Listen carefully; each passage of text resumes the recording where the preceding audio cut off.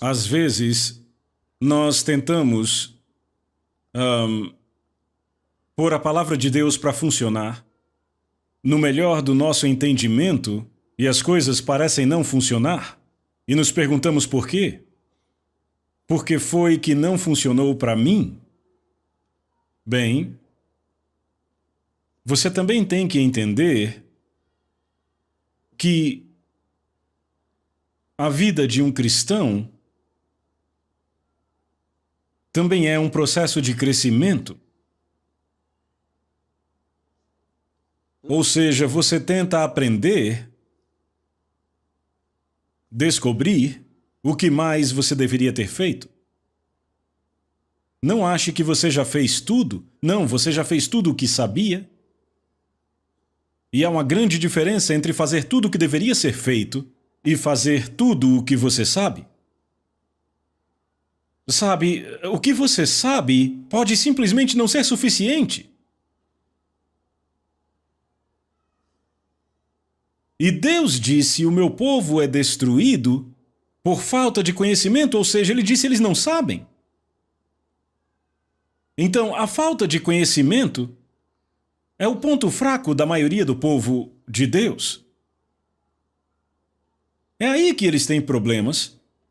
Não é porque os problemas são difíceis demais para eles. É por causa da falta de conhecimento. Eles simplesmente não têm um conhecimento adequado de como o reino de Deus funciona. E quando você estuda na Bíblia, especialmente nos evangelhos sinóticos, Mateus, Marcos e Lucas, você descobre que Jesus tentou explicar para nós de várias formas como o reino funciona. Ele dizia algo assim: o reino de Deus é como se... O reino de Deus é como... Entende? Em outras palavras, ele estava ensinando a eles como o reino funciona. Então é importante estudar todas aquelas parábolas que Jesus deu a respeito do reino de Deus, porque lá ele estava ensinando como o reino funciona, como o reino de Deus opera. E é isso que muita gente não entende, como o reino opera.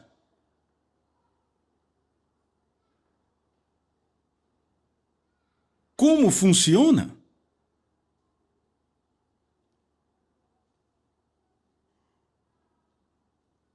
Por exemplo, uma criança nasce surda e muda, e os pais são cristãos, eles não sabem o que fazer. Porque eles não sabem como o reino funciona. Isso não é um problema. É um problema para aquele que não nasceu de novo, mas não para você. Mas, pelo fato de você não conhecer, você se preocupa, você chora por isso, você vai de lugar a lugar, procurando uma solução, clamando por ajuda. Mas de jeito nenhum é um problema. Não é um problema. A pergunta é: como é que o reino funciona? O que mais eu devo saber?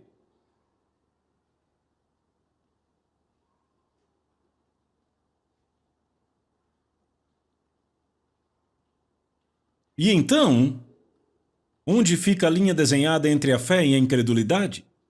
Onde é fé e onde é incredulidade? Como é que eu sei quando eu não estou mais operando em fé, mas em incredulidade? Por exemplo, sabe, você está orando sobre algo, você está em expectativa, está clamando a Deus, e aí você crê que agora tudo está bem, porque, sabe, você percebeu isso quando orou? Você até mesmo sentiu como se tivesse ouvido a voz de Deus quando orou, dizendo que tudo está bem? E então, você espera, e espera, e espera, para o processo aparecer, e aí as coisas não mudam mês após mês, e as coisas parecem que ficam piores, e aí você diz: não, peraí, será que eu ouvi bem Deus? Será que eu orei certo? Tem algo errado aqui? Você chama alguém para orar com você e não parece funcionar? Você faz o máximo que pode para orar sobre aquilo e não parece funcionar? Agora, Oh, Deus! Qual é o problema? Entende? O tempo, às vezes, ele testa a nossa fé. Entendem? Por causa do tempo, somos pressionados e pensamos: veja, o tempo está acabando. Será que eu estou perdendo aqui?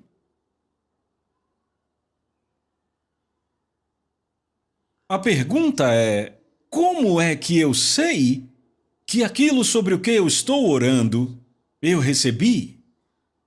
Como é que eu sei que recebi? É isto que a fé é. A fé não é tentar conseguir. Eu percebo que, em todo lugar, à medida que eu tento ensinar aos filhos de Deus a palavra da fé, eu percebo que muitos deles têm conceitos errados sobre a fé. A fé não é uma coisa que você usa para conseguir algo de Deus. Já tentei explicar tanto isso. É algo que eles não entendem. A fé não é uma coisa que você usa para conseguir algo de Deus.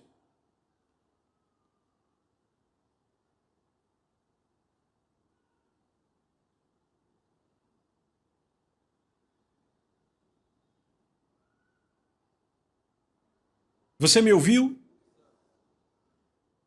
Porque a fé não tenta conseguir. A própria definição de fé nos faz entender isto. Eu acredito que foi por isso que Deus definiu fé para nós na palavra. Ele sabia que não conseguiríamos ter uma definição melhor no mundo.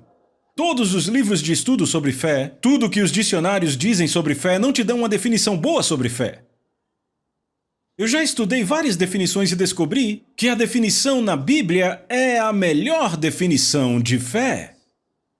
Hebreus capítulo 11, versículo 1, diz: agora, a fé é a substância das coisas que se esperam, a evidência das coisas não vistas. Ou seja, temos duas chaves aqui. Primeiro diz que fé é substância. A fé é a substância das coisas que esperamos. Significa que a fé é o título de propriedade. A fé, o significado dela é uma coisa real. Outra versão diz a evidência de realidades não vistas. É o título de propriedade, a substância. Em outras palavras, é aquela expressão tangível da sua esperança. Ele diz é a evidência das coisas não vistas. Evidência é a prova de coisas não vistas. É a evidência. O que significa que Deus quer que você tenha uma substância para a sua esperança. Ora, se não há substância para a sua esperança, ou seja, não há uma expressão tangível para a sua esperança, não há fé. Então a fé é interior, ou podemos chamar de uma tangibilidade espiritual. Está por dentro. Você sabe. É uma evidência, uma prova.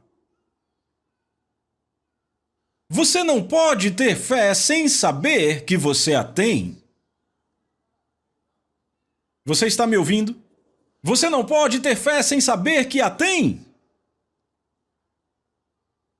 E quando a sua fé é demonstrada a respeito de algo, você sabe que você tem aquela coisa. Porque a fé é a substância. E se é a substância, significa que você pode tocar, pode se relacionar com isso. Dentro de você, você sabe. Os outros não conseguem ver, mas você tem a evidência. Talvez você não consiga provar para outra pessoa, Mas você sabe porque sabe que você tem. Porque pode ser que eles não consigam ver. Mas você tem a evidência para você. Só porque uma mulher parece grande, não significa que ela está grávida com um bebê. Pode ser um tumor. Mas ela pode dizer que tem um bebê.